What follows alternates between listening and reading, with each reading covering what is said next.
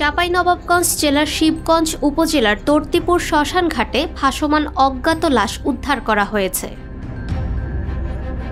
আজ শুক্রবার সকালে স্থানীয়রা লাশটি নদীতে ভাসতে দেখতে পেয়ে পুলিশকে খবর দিলে ঘটনাস্থলে পুলিশ এসে লাশটি উদ্ধার করে।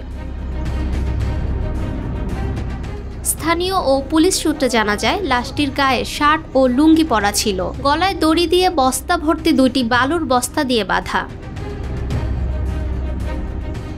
শিবগঞ্জ থানার ওসি শাকিল আহমেদ বলেন, লাশটি নদীতে ভাসা অবস্থায় পাওয়া গেছে।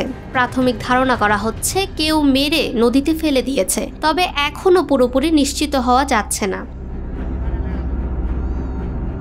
ময়নাতদন্তের জন্য চাঁপাইনবাবগঞ্জ 250 শয্যা জেলা হাসপাতালে পাঠানো হয়েছে। ময়নাতদন্ত শেষে মৃত্যুর আসল কারণ বোঝা যাবে। এ বিষয়ে থানায় কেউ অভিযোগ করলে আইনানুগত প্রয়োজনীয় ব্যবস্থা নেওয়া হবে।